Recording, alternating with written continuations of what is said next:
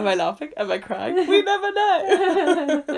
Hello everyone! Hi! Welcome to this week's episode of The Pony Pod, which is brought to you by two very overtired and hysterical podcast hosts. So if it makes no sense, just go with it. And all will be revealed later on Instagram when we follow it up with an Instagram story. To explain the mess that we will make in the next half hour or so. This is one of the requested episodes from our Instagram questions, and it is Life hack! Yay! I thought this was going to be a really easy one, but it's when you sit down and think about it, there's loads of stuff that I think it's stuff that we just do like just off the bat, and actually thinking and writing it down really hard. Yeah, well, it's stuff that I was going through, and I was just thinking about my day, and I was like, oh, everyone does that, and then I was like, no, everyone's routine is slightly different. Yeah, which is what you find if you go and work on different yards, you start doing things by second nature again, and if someone's like, no, we don't do that here, and you're like, oh come on, like, it's the same thing. It's fine. Yeah. Okay, so first life hack we have something for, and we have quite a few it's for studs, because I feel like studs is something everyone hates doing, and they are awful, but have to do them. So we have some tips to help you through that. Do you want to do the first one? Yep, so my one, instead of yawning. Sorry. So my one. It's a long day again. You've had a long day. I just had to drop my car into the garage because it's had to use a new clutch. So I'm like, carless, and I'm going to have to spend a lot of money on it. And I'd been driving it around since Thursday because I've been able to make it with no work. clutch. And I needed it because I was doing lots of teaching, and I was like, I'm really, really poor. I need to get to the teaching. And I got it to the garage and sort of parked it, and he came out and was like, I'll just do a little road test. You freewheeled it. And he sat in it, and there was an awful lot of not a lot of moving, and he literally drove it, I kid you not, like 3 meters, and then got out and was like, yeah, it needs a new clutch, I'm not going to bother test driving that. And I was like, oh, I could have told you that, I didn't even get in the car. Okay, studs. Cool. So studs, my top tip, I have a set of studs that are flat. Yeah. So not flat, like it. The tops are like squares. Yeah, but they're a little bit proud of the shoe. They're not flat of the shoe. Yeah, so when you said flat studs to start with, I was like, is that not just a shoe? No. So they have the groove to go in the stud hole, tread. and they have like a little square on top. Means the horse can stand in them, and they're not going to change the balance of the foot. Yeah. And I always put these in the night before a competition because my horse, I don't know how, every time I do her stud holes, has a little stone. Yeah. It's the perfect size for the stud hole, and I just can't really be dealing with the stress on the day of the competition trying to get that out. Yeah. I don't mind spending an hour fiddling with it the night before. Yeah. And then it's done. And it also means that when I get to the competition, I literally have to unscrew the studs and put different studs in. Yeah. And the thread's clean. Yeah. There's been a stud in there, and it's just so much quicker. Yeah. I think that's a really good one. I think it might be better than what I have. But so if you don't have those studs, what we do is the night before, and just do it the night before, like it's a faff, but just do it. The night before, clean out your stud holes, so get your nail, we'll like whiz round them, get all the dirt out, get all the stones out, because there are always stones in there, and if you get a bit of cotton wool, I'd say like, if a 50p piece was spherical, that sort of size. Don't laugh at me. Remember, this is an audio thing. It's not a visual thing. Exactly. So I need to say the size of a bit of cotton wool. Yeah. So you get like a bit of cotton wool, and compact it down into kind of like a bullet shape, and then spray WD-40 onto it. Or Vaseline. And then you've cleaned out your stud hole, you've tapped it with your stud tap, and then you just stuff as much cotton wool into the stud hole as you can possibly get, like right until it's like as much as you can get. And then the next morning all you have to do is get your nail, pop that bit out, and the threads are already greased up, so the studs just slide straight in. Which really, my other one, because I have before, when you're stressed for a competition, you're a bit stronger than you are at the end of the day. I've put a stud in and I cranked it in and then couldn't get it out when I got to the end of the day. And the person I was working for, I had to like sidle up to them and be like, could you get this stud out? Because otherwise we're going to need a new shoe. Because once you can't get them out, you can't get them out. You need a whole new shoe.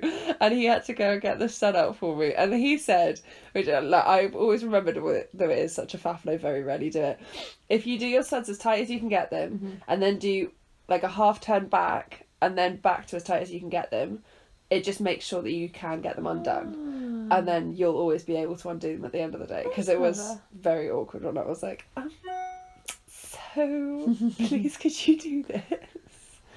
Do we have any other stud related ones? Do you clean your studs? Yes. Really? So what I do when I remember, I just go cross country in them and it cleans them up quite nicely. What I try to do is after I've used them on the day, chuck them in a bucket of water after I've washed my horse off, dry them on a towel, and put them back in the stud kit. And then if I have some WD-40, spray the compartment WD-40 and give them a little shake. See, I don't. I'll go cross country. Like if they're a bit rusty, I'll just go cross country in them because that takes the rust off. And then to get the mud off, I've got a magnetic tray and I just dunk that in water and it rinses it all off. That's good. That's what I do. Okay, next life hack. Boots. I have a boot one.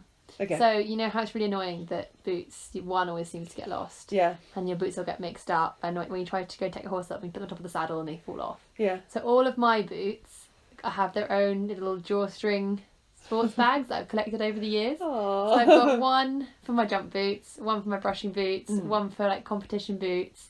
And it also means that when you pack the lorry, you can hang your bags up on the bridle hooks. Yeah. And you just grab your bag out, yeah, use it and put it away again. And it takes up less space as well. Yeah. No, I like that. I don't really have a boot one other than when we put cross-country boots on, we talcum powder the insides. And it does mean that you get talcum powder all over black legs if your horse has black legs, which is a bit of a giveaway. But it stops the boots rubbing as you go around. Another one someone said to me they do is, you know, the tubey grip bandages? Yeah. They put them underneath cross-country boots to stop them rubbing. Oh, that's cool. Does the tubey grip not... Do they not worry about the tubey grip rubbing? No, because it's elasticy. Okay. So it moves. Sure. Yeah. And Do we have any other boot ones? No. I don't But know. if you work on a yard and you put away boots, make sure they're actually a pair. Yeah. Make sure the Velcro's go in opposite directions. Yeah. That's very annoying. Really annoying. Very annoying. That's happened to me before. We had a work experience, not on Harry's yard, on another yard, and we'd used all of the boots, so he had all of the work boots to put together, and he put all of them together in pairs of the same boot. Every single set. Every single set. Which means you then realise you've got two of the same. And you're like, oh, for goodness sake, like, okay, go back. And then you can't find any of the others because you assume all of the others are a pair together, so you can't take one out of the pair. You know what I mean? Like, yeah. When there's loads of pairs, you can't remove one from the pair because that makes the problem worse. So you then wander around like, where have all the left boots gone? You just don't do it. Just don't do it. Although we put our boots at home, we put our boots through the washing machine. Like, even if they're fake leather or even if they're leather boots. See, in the washing machine. I have some Premier Equine cross-country boots. Yeah. And I think putting them in the washing machine and the tumble dryer has made them not last as long. I wouldn't tumble dry them.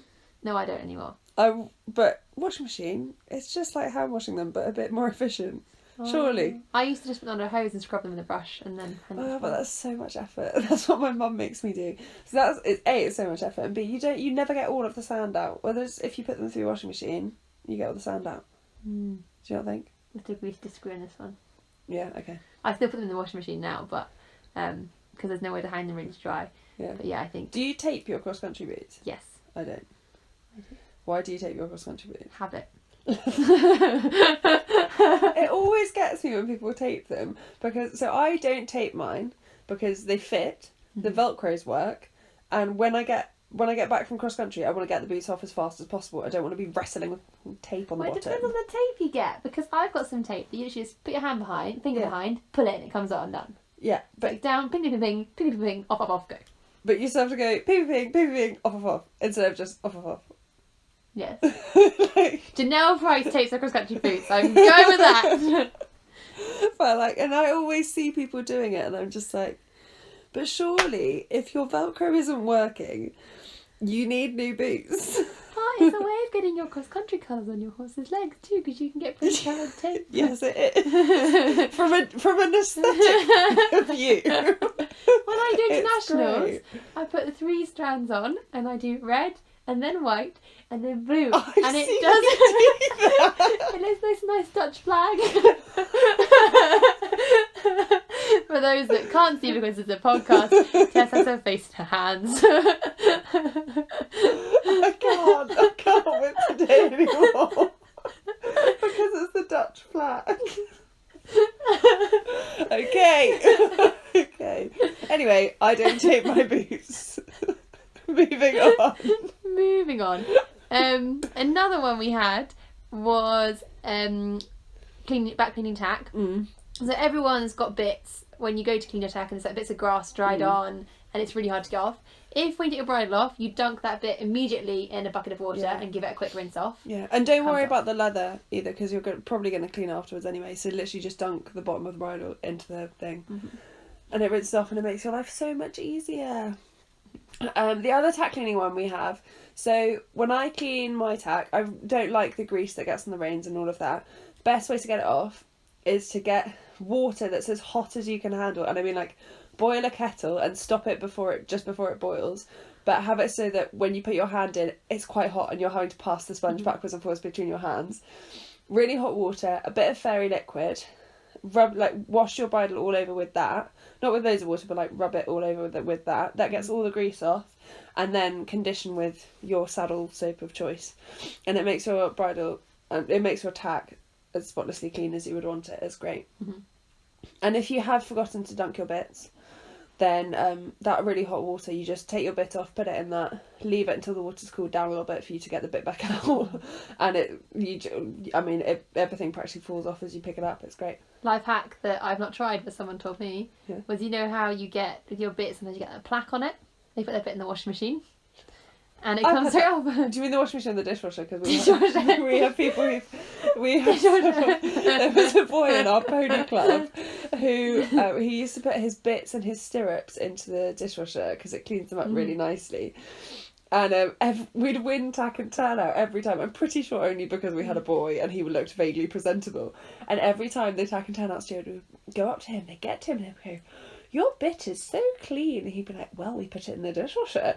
And they'd be like, "Oh, you're so clever." And he'd be like, "Yes, I am." And then they'd be like, "Did you plait your horse?" Because his mum was like the most immaculate plait I've ever seen. And they'd be like, "Did you do it?" And he'd be like, "Yes, I did. Of course I plait my own horse." And they'd magically 10 would be scribbled on his sheet, and every time we would win. Just because we had a boy who supposedly, quote unquote, could plait. Oh, God. Good times. Good times.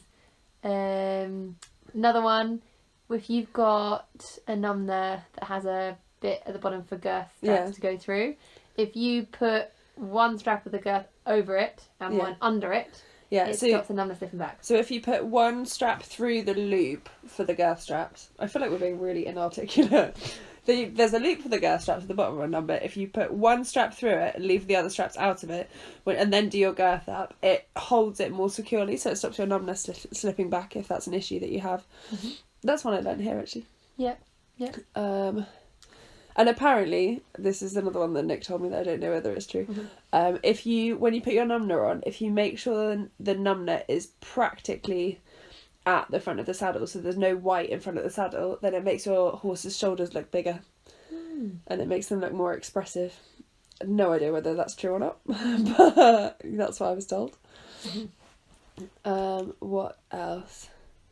So we've all been in the situation where your horse pulls a shoe off, wherever it's pulled the shoe off. What we do is, if your horse pulls a shoe off, before the vet can get to it, if you get a nappy, like a baby's nappy, and just put it on, it fits on quite nicely, it holds itself on, vet wrap all over it, and then it keeps the foot nice and dry and protected until you can get a farrier out to put a shoe on it. And it's really easy. I think that's probably the end of our everyday ones. The rest of the ones we have are all to do with shows and competition. So we thought those are the ones we would most enjoy. I feel like that's what, because there's lots of convention for everyday stuff. There's lots of stuff that people do it out of tradition and everyone does roughly the same. Whereas for competitions, because it's a bit out of the norm, everyone has their own way of doing it and everyone's a little bit different. So my first one was about, so at the end of the day, when you finish your event and you drive home and you get there and you unload your tack and your tack's really dirty and all the mud's dried on and you look at it and you're like, oh, yeah, it's gonna be a big job. Take some tack clean stuff with you to the event and clean it there. Yeah. Because invariably you're going to be hanging around waiting for results. Yeah. And it means that then you can get home, sit out the lorry, take your nice clean tack and put it in the tack room. You'll notice all the pro riders, all of their grooms will be cleaning tack as they go along. So as soon as a dressage saddle comes off a dressage horse, it'll be cleaned. As soon as the bridle comes off, it'll be cleaned. Like everything will be cleaned before it goes back in the lorry, because it just, like, especially if you're getting back late, makes life so much easier. So much easier. And also, tack cleaning life hack. Yeah. No one ever remembers to clean the front of their saddle. I always do. Yes, well, you're perfect. And then, so all laugh together. And so yeah, that's the bit the judge is going to see when you go centre line. Yeah. So if you've got bits of like slobber or stuff splashed to the front of your saddle, doesn't matter how clean the rest of your tack is. Yeah. Like that's the bit they're going to see. That's smart actually. If you've got a black horse or pony, having like a microfiber cloth is really useful because they always get so dusty. Everywhere you go, the minute you breathe next to them, they get dusty. So if you just have one of those before you go into the ring, your handy helper can just give them a quick wipe over, and they pick like those microfiber cloths. Get everything. They're amazing. They're incredible. Another one, which about turnout, and it's one of the ladies at the yard told me. The night before a show, rather than putting a full hood on, she has a leg of tights that she cuts in half. And so the toe goes on his forelock. Yeah. And then it runs down his mane. I'm doing hand actions, which I realise no one can see because this is a podcast. And then she would put a plaiting band around each plait, so the tights are banded over the plait. Yeah. And she leaves it on the whole way until she gets there, and it means that no hay gets in them and they stay looking nice. We used to do that as well. Although I do find if you've, like, we've all done it where you've plaited up your horse the night before and they're not your best plaits. Like, they're a bit all over the place. If you put a hood on and leave your hood on literally until you get there, the hood, especially if it's quite a tight hood, the hood kind of damps them down a little bit. And realistically, the judge can't see individual plaits. They can just see like the row. So they'll notice that if they're evenly spaced and if there are any that are oddly high. So if you've had a hood on that's kind of damped them all down, then it looks fine. It looks quite neat. Someone that does showing said to me they don't like it because it makes them flat. But I feel like the judge is going to be a lot closer to a show horse than they are a dressage judge in the car. Yeah. I mean, I try and plait so that the neck looks bigger anyway. So when I plait, they stand quite proud and they can do with a bit of flattening down. Oh, my life hack for plaiting is so lots of people plait with like a pulling comb. I have an elderly metal comb I had from when I was like 6. Yeah. It's got big loops on the end, maybe like a ponytail. Yeah. And it means that you can put plaiting bands on it. And they stay on really nicely, so you've always got a supply of plaiting bands that have to go in the bag. I put them on my thumb, which means that I know I need to speed up when my thumb starts losing circulation. You know, when you're like, I can't feel my hand, let's get a move on. Like, let's do this a bit quicker. What other plaiting hacks do I have? Also that lots of people will bunch it all, plait it all, band it all. Yeah. I will bunch 2. Yeah. And plait the first one, roll it, and then it's up. And that means that because you've done bunch the second one, it's out of the way. Yeah. See, I'll bunch all of them, and then so if I'm doing the first plait, I'll get the plaiting band off the first bunch and tie the next 3 bunches together in one so that it holds the mane out of the way. Some people like to use one of those clips. Yeah, because it really annoys me when the mane's like right on your hand. Or if you have a smaller comb you're using, you can push your comb into the mane and holds it back. Yeah, I do that as well because it does really annoy me. It's not really a hack because they're available for everyone. Plaiting spray, love it, love the stuff, brilliant. Or just water.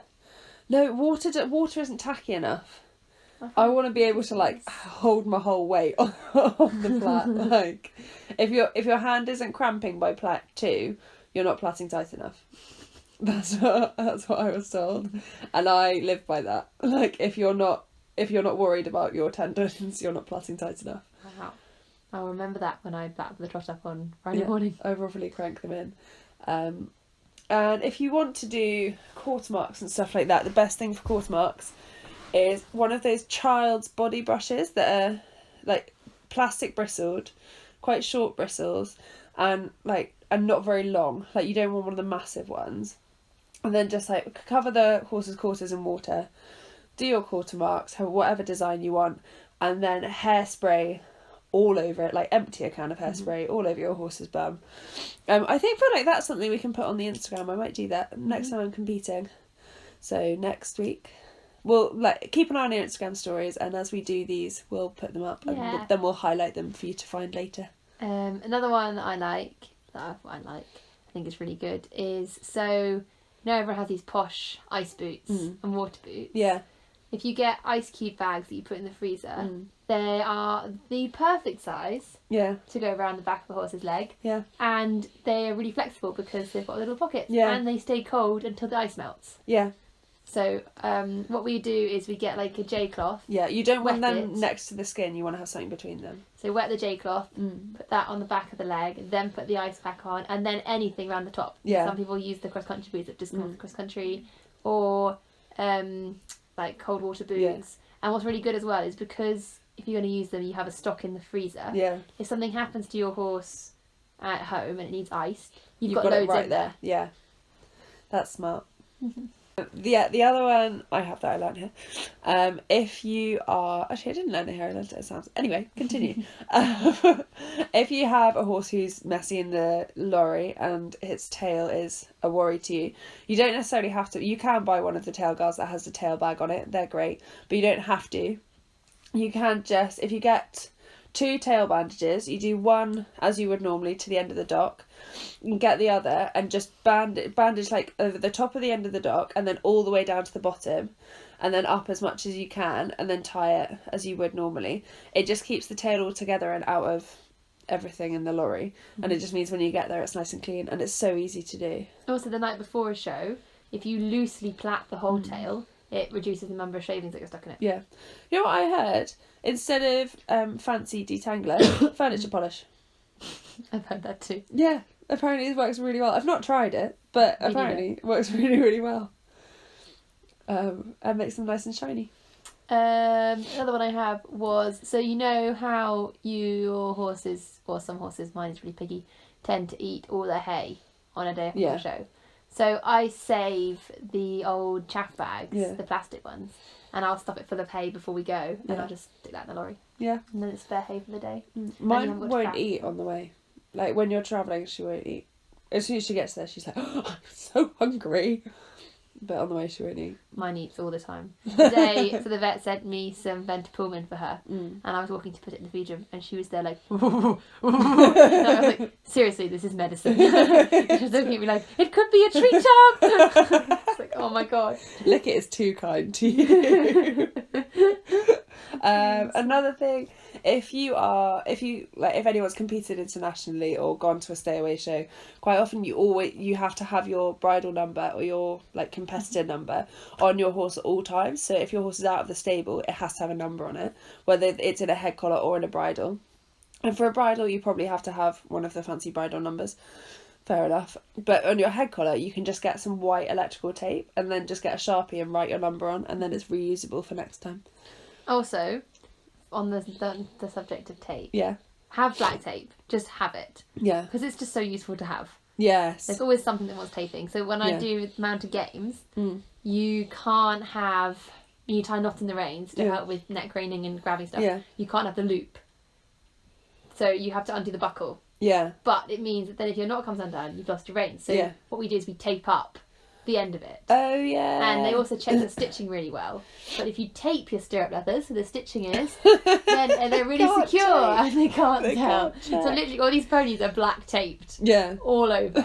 That's what Tack check. No leather visible anywhere. This is all tape. If it's like safety, you can't have the loop with the buckle on the reins in case they fall off and get their foot stuck. Yeah. But some people have like the fabric reins that don't have a buckle. Yeah. And then you have to tape up so there isn't a loop. Yeah. Oh, that's so smart.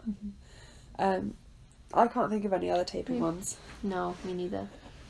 Yeah, the last one was when you go away to stay away. Yeah. Rather than taking lots of different bags of feed. Yeah. Make up your horse's feeds. Oh yeah. In little bags. And put them in carrier bags. We just use like Tesco's bags. Yeah. Other supermarkets are available. Some string around the top or something to secure them. I mean, we just tie the handles together. Oh, is that the old ones that are really flimsy? Because the new ones that are thicker, they don't tie well. Yeah. No, we just use... I mean, I think pretty sure we've still got old ones. But we just tie the handles together. You can do it if your horse doesn't have very big feeds. You can do it in freezer bags as well. Which isn't very good. Isn't very good plastic-wise. We should be trying to use less plastic. Mm-hmm. But... Well, so we're going away this weekend. And I've decided for the first 2 feeds, because we're stabling at Dover, that they're going to be made up in a bag. Yeah. But I'm just going to take bits of feed for the rest of it, because he's got quite big feeds. He's on half scoop of Alfray, cup and half balancer, cup of Outshine, Digest Plus, and a whole scoop of Endurance Mix. That's going to be a big bag. And actually, I'd rather have extra feeds there I can make up. I do always make sure, even when I am individually doing feeds, I always make sure I've got at least 2 or 3 extra feeds, just because it has happened to me where I've gone to a stay away, and then on the way back our lorry broke down. I can't remember why, and we were picked up by a friend, but they took us to their house, to their yard, and we stayed a couple of days there, and at least then I had the extra feeds, so that it was fine. So that would be another big tip that I have: just always take a little bit extra, and always take like a bit extra haylage and stuff like that. Yeah, you never know what you're going to need it for. Yeah. Also, yeah, if you're going to stay away show, get a spare pair of shoes from your farrier, and make sure you've worn them in. So like, have your farrier come 2 weeks on the trot, put the first pair on, wear them for a week, and then take those off and have those as your show pair. Oh, I just get my old shoes. The horse doesn't really do much road work, so I just get my old shoes. Oh, mine wears through her shoes very quickly and unevenly. I suppose if she was more even, I'd use old shoes. But yeah, we will have a pair that like go on 1 week, wear them for a week, and the next week he takes them off and puts a new pair on. So that, because you don't, like, if you are at a big competition, you don't want them to have a brand new shoes on. But also, if you're at a competition, it's generally not your farrier that's there. Yeah. So if you can just give them a shoe to nail on, you haven't got to worry about the fit. You know, it's going to fit the horse. Yeah, exactly. So I remember Ellen saying to me, she went to, when she was at Blenheim. Ellen, who is #badminton bound. Yeah. We're going to get on the podcast. Yeah, her horse has got heart bar shoes. Yeah. And she lost 2 of them cross country. Nice. And she said she was like on rails, like skidding around the corner. She did finish top 20, so yeah, obviously she did alright. But she said she had to get the farrier to put her spare shoes on the next morning before the trot up. And her horse isn't the most reliably sound anyway. Yeah. And she was like, I literally need to nail them on. Like, just don't touch anything. And he was there like hammering them, and she was like, "Oh my god, it's like my horse got to pass the trot up. It's like it's not going to be okay. It's going cross country." And it did go through the trot up, but she was there just like panicking. Yeah. Because it had lost the shoes as well. Yeah. And she was just like, at least if they find them, they know that they're hers. Yeah. Like, at least. Yeah. Okay. I think that's all of our life hacks for today. If you've got any more that we haven't mentioned, feel free to tag us in a story if you're doing them. Yeah, or if there's anything that you really struggle with and you're like, there must be an easier way to do this, just hit us up and we'll find something. We'll work it out for you. Or it's probably something we haven't thought of, so by all means, tell us. Most likely. Yeah, and then, like I say, we'll put stuff on our Instagram story and we'll highlight it so you can go back and find it later as we go along. All right. Listen to our next episode next week, and like us and leave us a review on leave us a review on Apple Podcasts and Spotify, because it helps other people find us and enjoy our dulcet tones as much as you guys are. Thanks for listening. All right, bye.